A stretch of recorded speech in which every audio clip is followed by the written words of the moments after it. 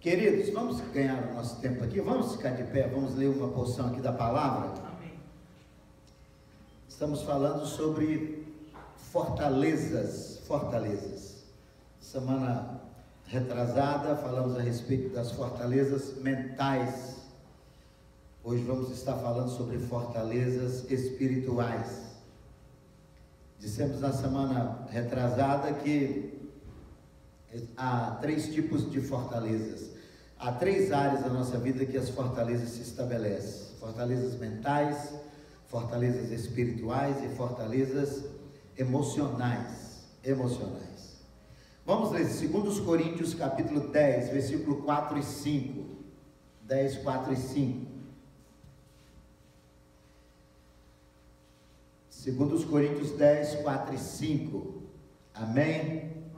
Vamos ler. Diz o seguinte: porque as armas da nossa milícia não são carnais, e sim poderosas em Deus, para destruir fortalezas, anulando nós sofismas e toda altivez que se levante contra o conhecimento de Deus, e levando cativo todo pensamento à obediência de Cristo. Obrigado, Pai, pela sua palavra. Que o Espírito Santo possa nos conduzir nesta manhã através desta palavra, Pai, e possa nos trazer cura, possa nos trazer revelação de nós mesmos, ó Pai. Que nesta manhã esta palavra possa nos descobrir por dentro, meu Deus, para que saibamos o que temos guardado, o que temos acumulado dentro de cada um de nós. E dai-nos, Deus eterno, não somente o conhecimento daquilo que temos, mas mostra-nos o caminho para que possamos sair, ó Pai. Deus de misericórdia, repreende do nosso meio todo espírito que vem para confundir, para dividir, para desanimar, para subtrair, ó Deus eterno, para nos roubar o entendimento, meu Deus, a atenção. Que o Senhor possa também colocar anjos guerreiros em volta desta casa, nos guardando e nos protegendo de toda e qualquer interferência do mal, mas dá-nos liberdade absoluta para recebermos e para transmitirmos a Tua palavra. No nome de Jesus nós oramos e nós te pedimos. Amém. Pode sentar, queridos. Só para que tenhamos o entendimento, quem não teve na primeira semana, quando falamos a respeito de fortalezas, a primeira coisa que temos que saber é como as fortalezas elas se estabelecem dentro de nós, a partir de onde elas se estabelecem dentro de nós. Quando pegamos o texto de 2 Coríntios, capítulo 10, verso 4 e 5, o apóstolo diz que as armas da nossa milícia, elas não são carnais, mas elas são poderosas em Deus, e ele faz uma lista que ele diz: para destruir fortalezas, anulando sofismas e anulando toda altivez que trabalha ou que se levanta contra o conhecimento de Deus na nossa vida. De certa forma, ele nos mostra como a fortaleza se estabelece. Se você pegar o caminho de volta das 3 expressões que o apóstolo Paulo diz aqui nesse texto. Então, quando ele fala que as armas vêm para destruir fortaleza, anulando sofismas e altivez, vamos pegar o caminho de volta. A fortaleza, então, ela começa a se estabelecer a partir da altivez. O que é altivez? A altivez é 2 ou 3 pensamentos que se transformam num argumento. Isso é que nós chamamos de altivez. Você pensa a respeito de algo, pensa de novo e pensa de novo, e de repente você já tem um argumento a respeito daquilo que você pensou. Isso é que nós chamamos de altivez. Por isso que algumas pessoas são altivas, donos da verdade. Eu pensei a respeito disto, eu acho que é desta maneira. Então, o que nós chamamos de pessoas altivas. Então, e o que é então sofisma? O sofisma já é um conjunto de argumentos que são parcialmente verdadeiros, não são totalmente verdadeiros. Então, quando você tem esse conjunto de argumentos não verdadeiros na sua vida. Isso é o que nós chamamos de sofismas. Por exemplo, um exemplo de sofisma: o meu futuro depende do meu passado.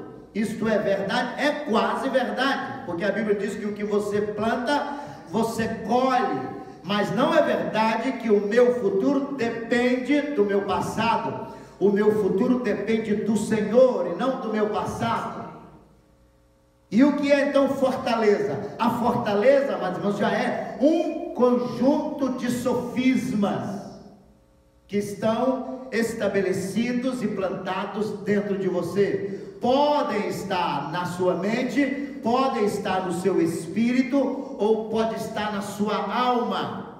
Então, por isso que nós temos fortalezas que nós chamamos de mentais, estão na mente; fortalezas que nós chamamos de espirituais, estão em nosso espírito; e fortalezas que nós chamamos de emocionais, que estão na alma, que a alma é o centro de todas as nossas emoções, e então ali se estabelece a fortaleza. Hoje então, a semana retrasada falamos a respeito das fortalezas mentais. Hoje vamos falar a respeito das fortalezas espirituais. Como é que surge a fortaleza espiritual na vida do homem? Elas surgem, amados irmãos, quando praticamos com insistências maus hábitos e comportamentos errados. Isto vai contribuir para que a fortaleza espiritual se estabeleça em nós. O mau hábito, quando nós transformamos o mau hábito no modelo de vida, por exemplo, quando nós transformamos comportamentos errados em modelo de vida, porque, por isso que eu digo que há uma diferença entre uma pessoa que adultera e a pessoa que é adúltera. Há uma diferença entre uma pessoa que mente e uma pessoa que é mentirosa. Há uma diferença entre uma pessoa que sentiu inveja e uma pessoa que é invejosa. Qual a diferença entre os dois? É que uma pessoa que adultera, ele adulterou, cometeu um pecado, tropeçou, não vigiou, de repente caiu numa cilada, mas após ele ter aquele comportamento errado, ele se levanta de novo, reconhece o erro que ele cometeu, pede misericórdia a Deus, conserta o seu caminho e segue em frente. Mas uma pessoa adúltera não. Uma pessoa adúltera é uma pessoa que cometeu um erro, adulterou de novo, criou o mau hábito de adulterar, depois aquilo se transforma num mau comportamento que ele passa a gostar dele e estabeleceu como sendo normal na sua vida. Então ele argumenta a favor disso. Isso não é errado, todo mundo faz, todo mundo pratica isso, por que eu não posso praticar? Então a fortaleza espiritual, ela se estabelece quando nós começamos a praticar insistentemente maus hábitos, maus comportamentos. E quando nós falamos de maus hábitos e maus comportamentos, amados irmãos, não, eu citei o exemplo grosseiro de adulterar, ou outros mais grosseiros ainda, mas nós temos comportamentos que eles são aparentemente menos pejorativos, aparentemente menos danosos, que nós praticamos no nosso dia a dia. Isso se transforma um mau hábito em nós, mas que nós aceitamos aquilo como normal. Por exemplo, uma pessoa que só chega atrasado, isso é normal? Uma pessoa que só chega atrasado nos cultos, por exemplo, só chega atrasado nos compromissos, só chega atrasado, até para pegar o voo ele vai atrasado. Eu não sei como ele consegue pegar, mas ele vai atrasado, porque tem uns que para pegar o voo ele vai na hora, mas para outras coisas ele está sempre atrasado. Isto é o que nós chamamos de mau hábito. É por isso que alguns pastores, desculpe citar o exemplo de igreja, que eu sou pastor, a gente faz o culto às 7 horas. Há algumas pessoas que só chegam às 7h40. Aí o pastor chama ele e diz: querido, eu quero te ajudar. Você só está conseguindo chegar às 7h40, não é verdade?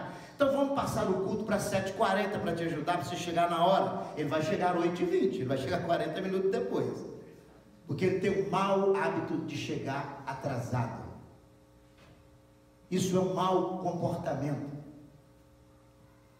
Isto muitas vezes se estabelece em nós como fortalezas, verdadeiras fortalezas. Você não consegue chegar no horário, você está sempre atrasado, tem sempre alguma coisa na sua vida que aparece na hora de você, e isso, amados irmãos, é o que nós chamamos de falta de respeito. Não respeitar, não admirar o trabalho do outro, isto é danoso. Porque quando o Toninho marca comigo às 7 horas, eu chego às 7h30, eu estou dizendo, eu não preciso respeitar o tempo dele, ele deve ter a obrigação de me esperar, eu não preciso me preocupar com isso, ele está à minha disposição, eu chego a hora que eu quero. Não tenho respeito pelo tempo dele, não tenho respeito pelos tempos dos demais, não tenho respeito por aqueles que chegam na hora, não, eles têm a obrigação de me esperar. Isso é mau hábito e mau comportamento, e muitas vezes se estabelece. Eu estava pregando numa igreja em Petrópolis, e o pastor disse, rapaz, eu tenho um problema aqui com o tecladista, o pianista, ele só chega atrasado, não tem jeito. Anos, e eu converso com ele, converso, mas ele só chega atrasado. Aí quando, naquele dia ele marcou conosco o culto da alvorada, eu estava lá, eu e a Mini, e o culto da ressurreição era na Páscoa, ele marcou às 6 horas da manhã, ele falou, agora eu estou preocupado que eu marquei às 6 horas, nós vamos ter que começar sem o instrumentista. Eu falei, você não entendeu? Ele disse, tem, mas ele só chega 40 minutos atrasado. E foi exatamente isso. Quando deu 6h40, ele entrou pela porta, todo se penteando ainda, e para chegar para um culto que tinha começado às 6. Mau comportamento. Tem gente que tem um mau comportamento ou mau hábito de mentir, exagerar. Tem gente que é exagerado.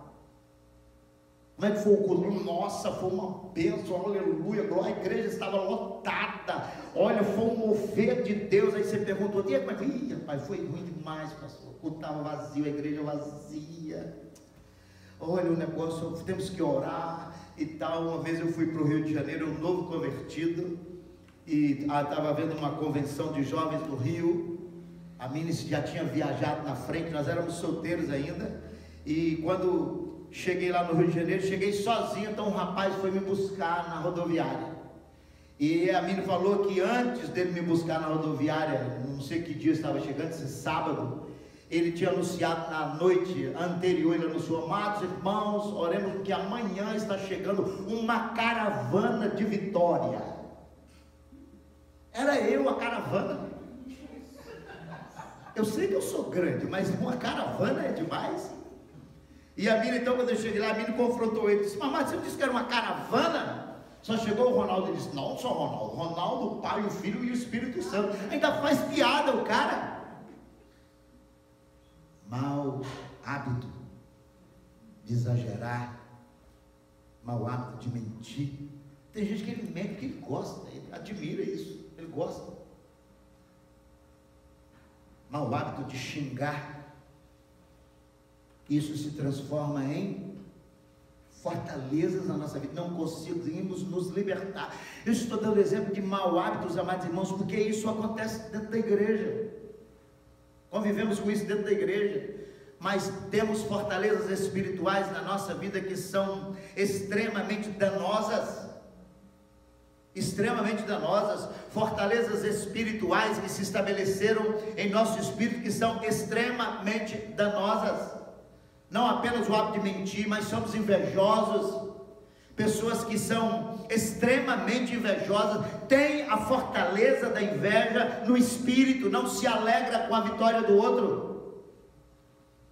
A fortaleza se estabelece quando você deixa que maus hábitos se estabeleçam em sua vida e você passa a praticá-los com insistência na sua vida. Insistentemente você pratica esses maus hábitos. O mau hábito de falar da vida dos outros, está sempre dando balanço na vida dos outros.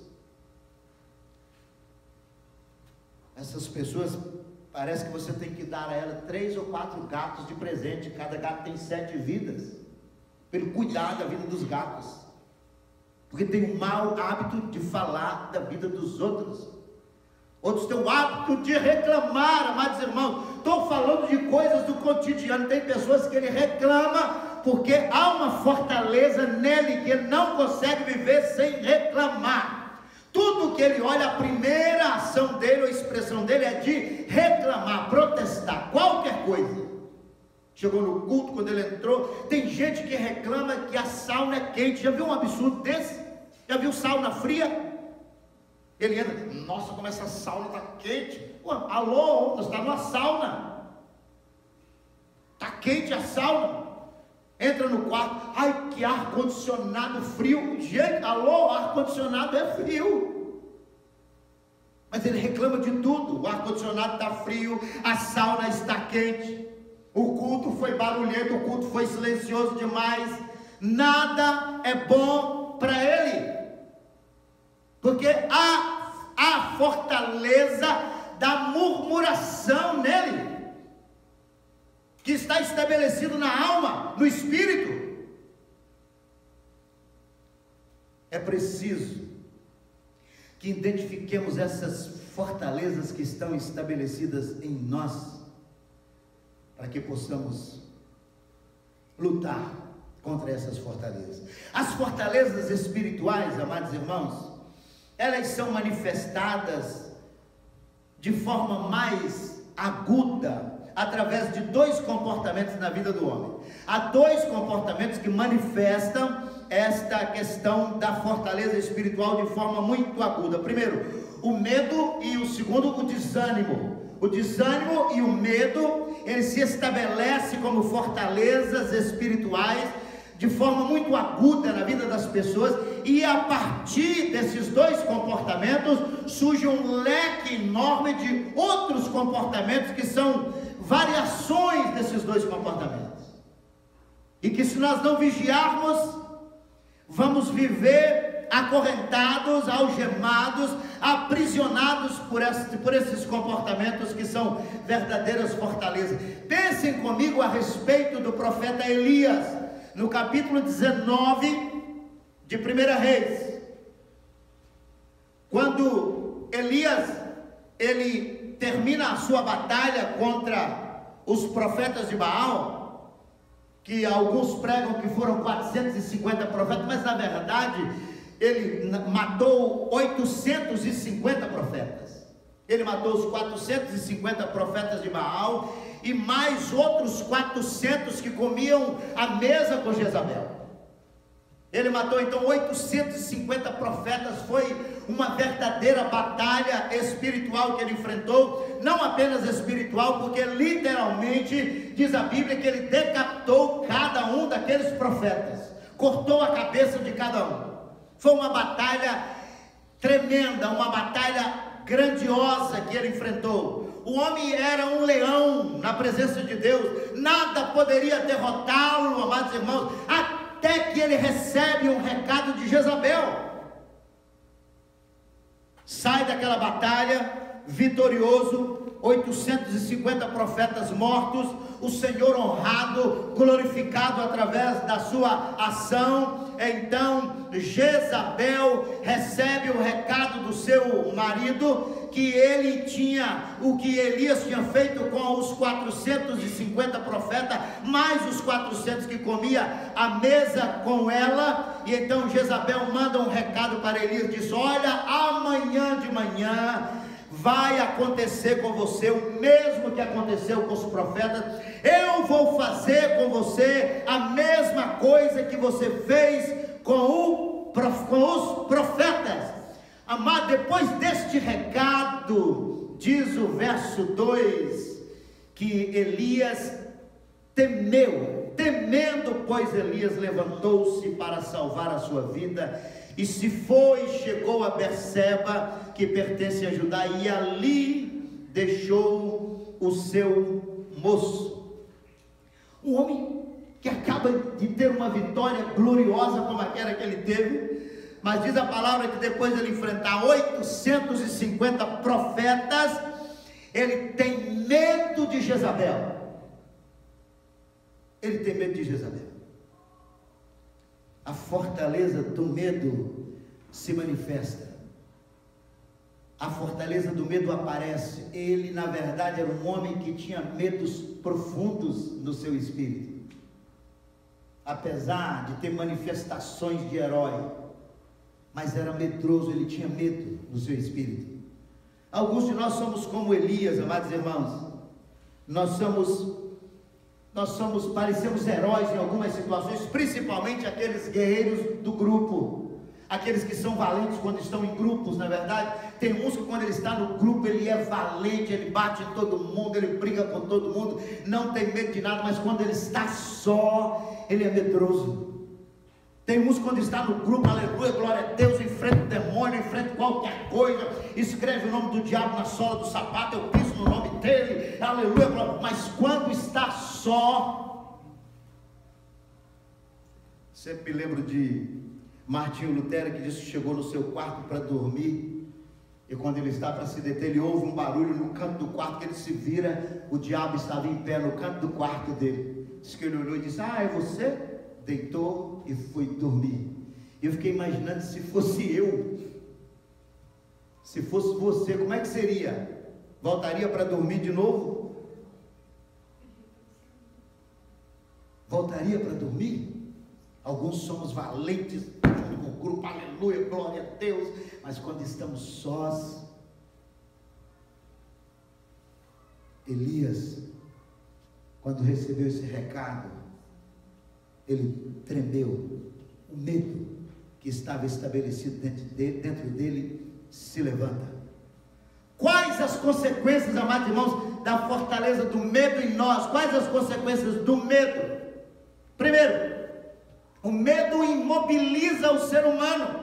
Há pessoas que elas não são vencidas pelo inimigo, elas são vencidas pelo medo do inimigo. Ela não precisa ver o inimigo, ela só precisa saber que ele está na área, para ela perder a batalha.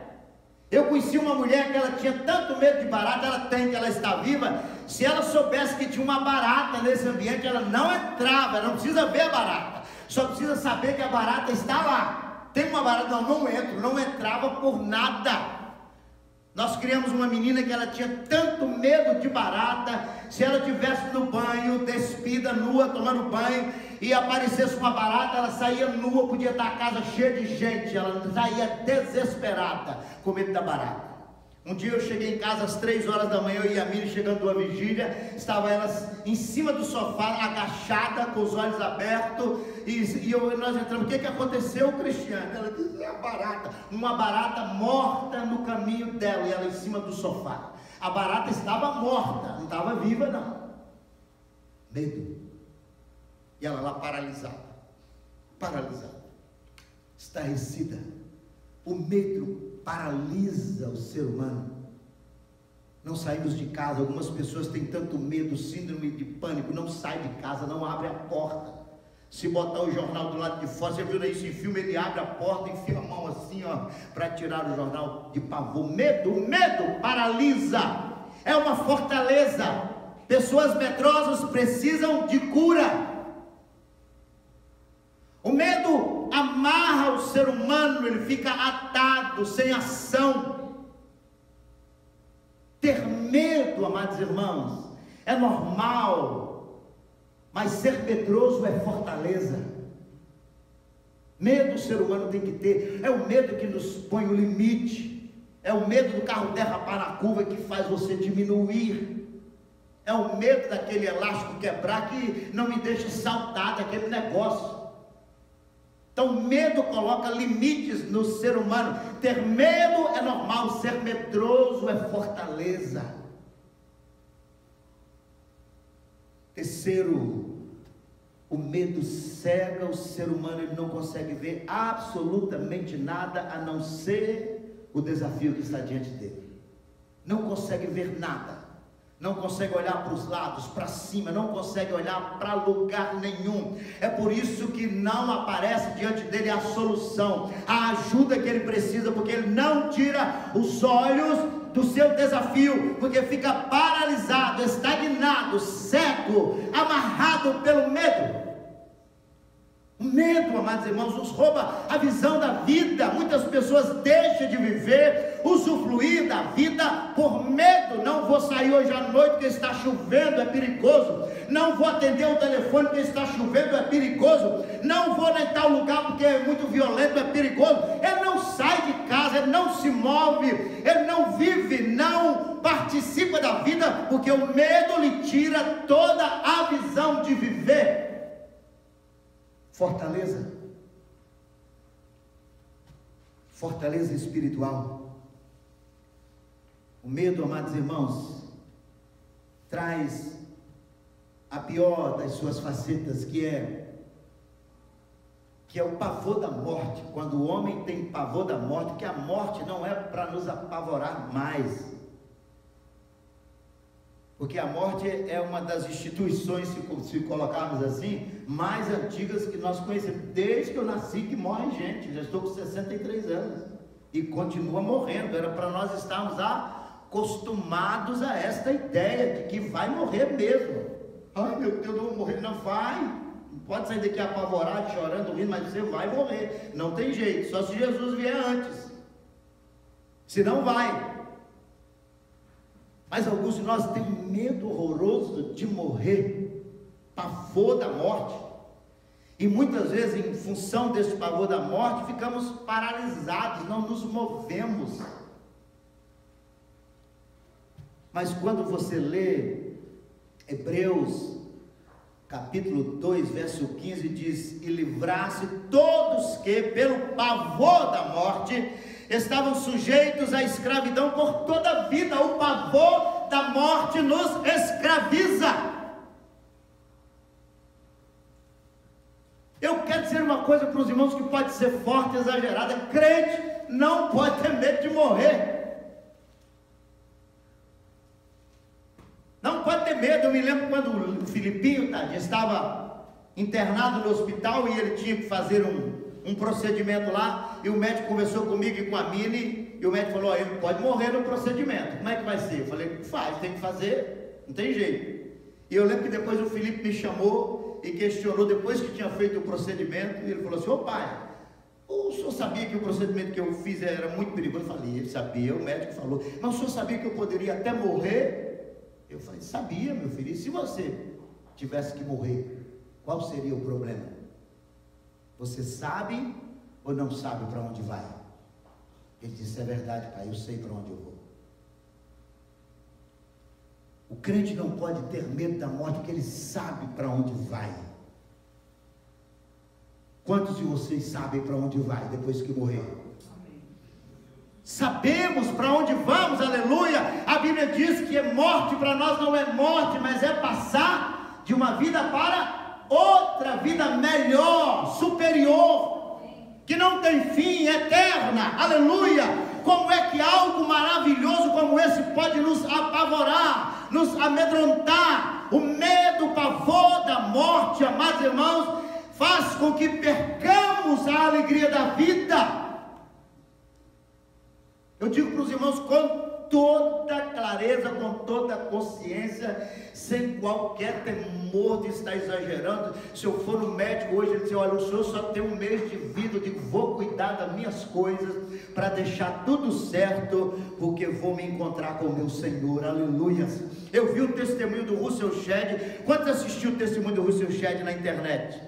Quando o repórter entrevistando ele, já bem debilitado, e ele disse: e aí, como é que o senhor está se sentindo? Ele disse: estou me sentindo como uma criança que está sendo desmamada para encontrar com o meu Senhor, na maior tranquilidade. Ele falando a respeito da sua ida. Dias depois ele foi para o Senhor. Pavor da morte. Mas Hebreus diz que e livrasse todos que pelo pavor da morte estavam sujeitos à escravidão a toda a vida. Não há mais o que temer, segundo a palavra. Hoje podemos celebrar a nossa libertação da fortaleza do medo. A palavra nos garante isso, aleluia. Pode aplaudir o Senhor por isso. A palavra nos garante isso, que Ele veio para nos livrar deste pavor da morte que nos escravizava. A segunda coisa, amados irmãos, que eu disse que se manifesta de forma aguda na vida do ser humano, o segundo comportamento que a fortaleza espiritual se manifesta é a questão do desânimo. A questão do desânimo. Versos 4 e 5 do capítulo 19 de 1 Reis diz: ele, porém, se foi ao deserto a caminho de um dia, e veio e se assentou debaixo de um zimbro e pediu para si a morte. Diz: basta, toma agora, Senhor, a minha alma, pois não sou melhor do que os meus pais. Desânimo. Desânimo. O desânimo, amados irmãos, ele é um dos comportamentos mais danosos, destrutivos que eu conheço. Jesus falou muito a respeito disso, né? A respeito de ânimo. Tem de bom ânimo, tem de bom ânimo, ô voz de pequeno ânimo. Jesus falou muito a respeito disso. Desânimo. Que o desânimo, as pessoas desanimadas, elas são muito tendenciosas a entrar por um caminho de uma patologia, que nós poderíamos chamar também de patologia, que é a questão da depressão. Pessoas desanimadas, elas são tendenciosas a serem depressivas, desanimadas, não tem ânimo, não tem gozo, não tem alegria, para nada. O desânimo, amados irmãos, tem pelo menos 3 aspectos do desânimo que torna esse comportamento um problema muito potente, que torna ele potente demais. Há pelo menos 3 aspectos que fazem com que ele seja um comportamento ou um problema potente na vida do ser humano. Primeiro aspecto do desânimo que nós poderíamos falar é que ele pode alcançar todos. Ninguém está isento disso. Mesmo aqueles que são mais voluntariosos, mesmo aqueles que são trabalhadores, ele vai ter o seu dia de desânimo, ele vai ter. O desânimo pode alcançar a todos, nenhum de nós está imune à questão do desânimo. Eu vou dizer uma coisa: todo mundo que você conhece ou que você se relaciona, em algum dia ele já viveu uma situação de desânimo, em algum dia. Desanimou com o trabalho, desanimou com o casamento, desanimou com os relacionamentos, desanimou com a igreja, desanimou com a vida, desanimou com aquilo que ele faz. Todo mundo em algum dia ele já viveu esta experiência de desânimo. Mas é aquilo que eu disse: você pode desanimar ou você pode ser desanimado. Desanimar é um comportamento pontual. Ser desanimado é fortaleza. Tem gente que é desanimado para tudo. Vamos no parque. Eu lembro de 2 bichinhos que tinha na televisão, 2 desenhos animados, que um era muito valente. Vamos, outro. Não dá. Lembra desses bichinhos? Hein? Lip e Hard. E Hard. É só velho que lembra desse negócio. Jovem, ninguém lembra, é só velho. O Eli já levantou a mão. Você também, filho? E você tem carinha de nova, deve ser encruadinha também, igual a Mini, né? Parece nova, mas encruada, entendeu? Oh, Jesus, a Mini, que eu digo, quando eu olho ela de costas, eu disse: tem 16, quando ela vira, entendeu? Mas era assim, os 2 bichinhos, na verdade. Eu digo: vamos destruir, vamos dar ele. Não dá. Ai, tá tão fraco. Tem gente que ele nasceu fraco. Vão, não dá, tá nevando, né? Tá quente hoje, não dá, vai chover. Não dá, eu quero. Tá sempre desanimado. O desânimo pode alcançar a todos, amados irmãos, a todos. Qualquer pessoa que você conhece, um dia ele já foi desanimado. Olha que eu sou um homem que eu poderia colocar assim numa taxa de 0 a 10 na questão do ânimo, eu devo ser 8. Eu sou um cara animado. Mas na escala assim, de 0 a 10, das pessoas que desanimam assim, muitas vezes eu fico no 3 já, que eu desanimo bem. Eu sou muito assim, tem dia que eu amanheço e digo a mim, hoje eu não quero levantar não. Aí ela carinhosamente fala comigo: levanta, fica deitada aí não, vai ficar assim não, você pode levantar, não vem reclamando comigo não. Ela é muito carinhosa comigo quando quer me animar. Mas, amados irmãos, o desânimo, e aí não funciona que eu levanto, que é uma beleza. Todos nós passamos por essas questões de desânimo. Um momento ou outro já desanimamos. Eu não posso contar quantas vezes amanheci, acordei desanimado com o ministério, desanimado com a igreja, mas mesmo assim estou nele há 37 anos. Porque posso desanimar, mas não sou desanimado. Posso me cansar, mas não sou cansado. Posso vivenciar ou viver dias de derrota, mas não sou derrotado. Esta é a visão da vida que eu tenho. Sou um homem animado, sou um homem vitorioso, sou um homem que não sou desanimado. Posso desanimar, mas não sou. Esta deve ser a nossa visão como igreja. Parece que tem gente que ele gosta de ser desanimado.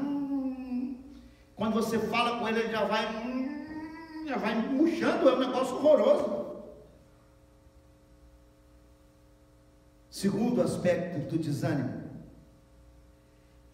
é que ele é recorrente. Recorrente significa que ele vai acontecer de novo. Ele vai acontecer de novo. Ele não é como algumas enfermidades que nós temos e não tem de novo. Ele não é catapora, que você tem uma vez só na vida, não tem mais. Não é sarampo. Ele vai acontecer de novo. Quando você pensa que está bem, um dia você recebe um telefonema, pá! Não tem aquele telefonema, tipo o recado de Jezabel para o profeta? Que você está animado em casa, aleluia, glória a Deus, hoje é dia de vitória, aleluia, o telefone, toca, alô, quando a mensagem vem, acabou com o meu dia, estragou o meu dia, nem quero sair de casa mais e tal. O desânimo, ele é recorrente. Veja o verso 6, amados irmãos, do capítulo 19, diz: olhou e viu junto à cabeceira um pão cozido sobre pedras em brasa e uma botija de água, e a Bíblia diz que ele comeu, bebeu e tornou a dormir de novo. Foi dormir de novo. É recorrente. Às vezes a gente conversa com pessoas, nós que somos pastores amados, você tem que animar, meu amado, levanta querido, essa vida que você está levando, vai te levar para o fundo do poço, aleluia, glória a Deus, amém pastor, amém, aleluia, glória a Deus, amém, estou firme, estou lá, domingo eu estou lá, em nome de Jesus, glória a Deus. No domingo ele não vem, ele está lá de novo prostrado. É recorrente. Eu falo às vezes em tom de brincadeira, eu conto para os irmãos, mas no início aqui da igreja, quando a igreja era família do pastor Kleber, a tia dele, tia Geralda, e a minha família, então nós tínhamos uma van velha que eu ganhei do pastor que me trouxe para cá, e eu saía catando as pessoas para trazer para a igreja. A gente reunia aqui na Luterana, aqui da saída 6, e eu saía catando as pessoas, e tinha um homem lá que ele, no início aqui, ele disse: não, junto lá, aleluia, glória a Deus. Eu cheguei na casa dele para pegá-lo de tarde, e a mulher dele falou: ele está dormindo.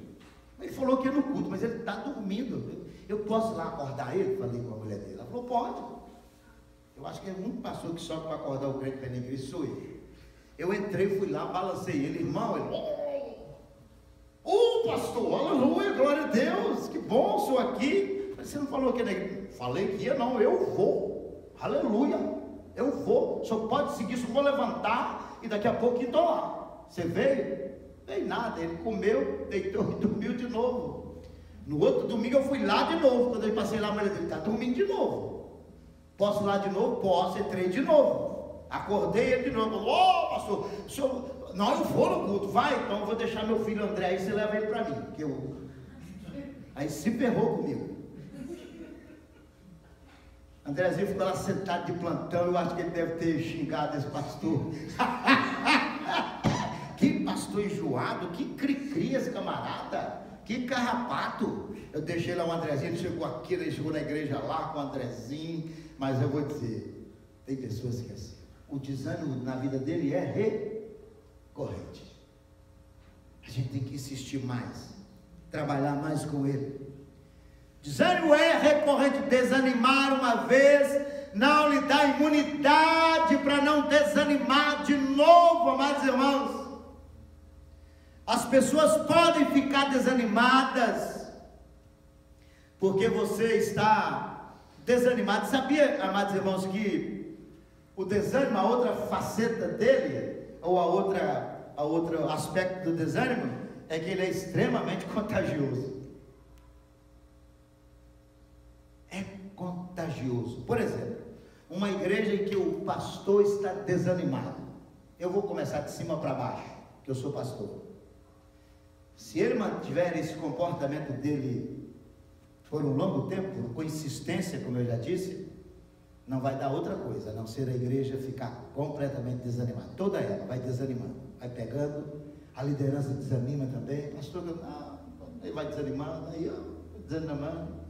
E quando você despertar, a igreja está toda. Pai de família desanimado dentro de casa vai desanimar toda a família. Grupos, amados irmãos, que muitas vezes viajam em grupos, aqui todo mundo alegre e um no meio desanimado. Viu que coisa horrorosa? Parece que você carrega ele nas costas, parece que você está com ele nas costas. Aquele grupo, 10 pessoas, vamos para a cachoeira, e não sei o que, vamos para o parque, não sei o que, vamos, querido, vamos, e a mulher querendo ir, amor, vamos, amor, e o grupo, gente, vai, não vai, peraí, estou conversando com ele, vamos, amor, é uma desgraça. Já viajou com alguém desanimado no grupo? É um horror. Porque o desânimo, amados irmãos, ele é contagioso, e se você se deixar levar, se aproximar de pessoas que estejam contagiadas com o desânimo, se você não tiver posicionamento de ajudá-la, ela leva você. Se começar a ouvi-la, não pare para ouvir alguém desanimado, não faça isso. Pare para falar com alguém desanimado, não para ouvir. Porque o desanimado, ele puxa você para baixo. Triste. Aí ele começa a tecer algumas justificativas, que não tem desânimo sem justificativa. Todo mundo dá uma justificativa. Não aguento mais esse casamento, essa mulher encrencada, esse marido que é uma encrenca. Não aguento mais essa igreja, não aguento mais esse trabalho, é a mesma coisa há 30 anos, não aguento mais. Ele tem sempre uma justificativa para o seu desânimo. Para o seu desânimo. Mas desânimo, amados irmãos, é um comportamento espiritual. Que você, é um mau hábito espiritual que você criou na sua vida. Levante, enfrente as lutas, enfrente as dificuldades. Eu sei que muitas vezes elas se agigantam, como preguei aqui na festa da igreja, do aniversário. São gigantes enormes, como Golias, que até amedronta você, mas lute, levante, saia do lugar. Não fique aí prostrado, desanimado, sendo derrotado por um inimigo que você não lutou com ele, não entrou no campo de batalha com ele, mas você já foi derrotado por ele. O desânimo, amados irmãos, é um comportamento extremamente danoso na vida das pessoas. Ele pode alcançar todos, ele é recorrente e ele é contagioso. Cuidado para que você não esteja contagiando as pessoas com seu desânimo. Cuidado você que não está desanimado, para que possa ajudar as pessoas que estão desanimadas. Desanimar, amados irmãos, é algo que pode acontecer com qualquer um. O desânimo, amados irmãos, se espalha. Eu estou indo para o encerramento. O desânimo se espalha inclusive por contato casual. Tem pessoas que encontram com o outro casualmente, consegue desanimar o outro.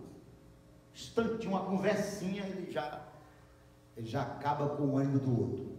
Por que isso aqui conversa?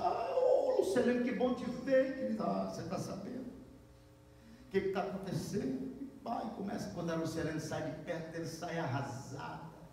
Ai meu Deus, não vale a pena lutar mesmo não, coitado que está acontecendo com nós, já sai desanimada. Por isso que Charles Spurgeon, ele disse: não dê ao seu coração tudo que você ouve. A gente vai ouvindo e vai alimentando o coração. As pessoas ficam desanimadas porque você está desanimado. Pense nisso. Pense, marido, mulher, filhos, pais. Pense que muitas vezes o seu filho desanimou porque você está desanimado. Um senhor me abordou lá na igreja em Vitória e disse: pastor, nós vamos sair da igreja porque o meu filho está muito desanimado com a igreja lá, a nossa igreja. Aí naquele dia eu já tinha pensado e orado em conversar com aquele senhor. Eu disse: amado irmão, qual é a solução? Ele disse: a solução é nós irmos para uma outra igreja. Eu falei: querido, eu vou te dizer uma coisa para você, com todo o amor que eu tenho por você, todo carinho. O seu filho jamais vai se realizar em qualquer igreja, até que você se realize.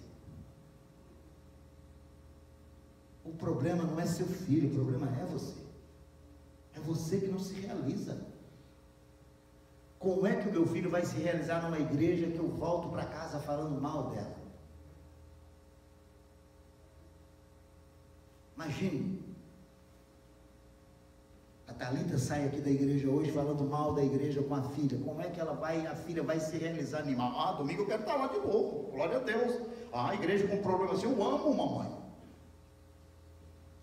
Imagina o Toninho, a esposa, sai hoje aqui e no ouvido das filhas falando mal da igreja, do culto, falando mal de tudo que as igrejas. E aí as meninas vão dizer: domingo que vem quero estar lá de novo, porque eu amo a igreja assim com problema, glória a Deus. Às vezes, o desânimo dos nossos filhos passa pela nossa vida. Falei: se anime, se realize. Porque se você pode passar por 1000 igrejas, se você tiver o mesmo comportamento que você tem na nossa, o seu filho vai querer mudar e vai mudar de novo de igreja, quantas vezes for necessário, ele vai mudar, porque o problema não está na igreja, está em você. Se todos nós determinarmos hoje, ao sair daqui, nós vamos voltar no próximo culto com um outro ânimo, aleluia, o ânimo vai ser novo, vamos ter uma nova visão, um novo comportamento. Eu duvido que esta igreja não seja outra. O problema não é a igreja, o problema somos nós somos a igreja. Se nós estamos desanimados, não tem pastor bom, não tem igreja boa, nada funciona, não tem patrão bom, empresa boa, nada funciona quando o problema está em nós. Não adianta mudar de lugar, não adianta mudar. Há um provérbio que diz que não adianta mudar de lugar sem mudar as circunstâncias. Vai continuar tudo do mesmo jeito. Quando mudamos de lugar, mas não mudamos a nossa forma de ser, o nosso comportamento, as coisas vão continuar da mesma maneira, porque o problema está em nós. O problema está em nós. Amém, amados? Você pode ficar desanimado, inclusive, porque outras pessoas estão desanimadas. Isso é um comportamento que é extremamente contagioso. Sem dúvida, amados, o desânimo é uma fortaleza muito poderosa que o diabo tem usado para fazer com que muitos de nossos irmãos queridos vivam uma vida sem propósito e sem esperança. Porque a cada manhã que ele se levanta, não consegue vislumbrar as perspectivas de vitória, mas ele apenas vislumbra as dificuldades, que diz para ele: não saia de casa, você não vai conseguir, não vai dar certo, não vai funcionar. Que Deus nos abençoe. Deus, obrigado pela tua palavra, obrigado pela igreja que nesta manhã está aqui ouvindo, Pai. E eu oro para que o Senhor esteja abençoando cada um de nós no decorrer desta semana. Nos abençoe com alegria, nos abençoe com um ânimo novo, nos abençoe, ó Deus eterno, não nos livrando dos maus hábitos e dos maus comportamentos, mas que nós possamos criar novos hábitos e bons, novos comportamentos e bons durante esta semana. Abençoe nossa casa, nossa família, nossos relacionamentos. Abençoe-nos, ó Deus, como igreja nesta semana, de maneira muito especial, Pai. Eu quero orar, ó Deus, pedir a tua bênção pela reunião de oração na terça-feira, que o Senhor possa estar abençoando de maneira poderosa, que o Senhor possa estar, ó Deus eterno, movendo as pessoas, incentivando as pessoas, dando um ânimo novo, para que terça-feira estejamos aqui orando, Pai. Eu quero orar, ó Deus eterno, e pedir que o Senhor esteja trabalhando nessa questão, meu Deus, no nome de Jesus. Quero orar pelo próximo culto de domingo, Pai, que o Senhor possa estar abençoando, nos dando consciência de que deveremos estar aqui de volta, nos dando consciência, meu Deus, e preocupação com aqueles que não vieram, para que possamos buscá-los, para que estejam aqui também conosco, meu Deus. Abençoa cada casa, cada família, ó Deus, que se reúne neste lugar. Quero orar, ó Deus, pelo pastor Kleber, pela Sueli, quero orar pela Alice, ó Deus, pelo Daniel e a Sueli também, a família, meu Pai, que o Senhor possa estar abençoando. Abençoe a vida do Bruce, que acaba de chegar, da saúde, proteção, guarda a Alice também, meu Pai, para que não tenha nenhuma complicação. Deus, abençoa estas famílias, meu Pai, com uma alegria renovada para a glória do teu nome, Pai. Deus, muito obrigado por esta manhã. Nós oramos e nós te agradecemos por tudo, no nome do Senhor Jesus. Amém, Jesus. Amém.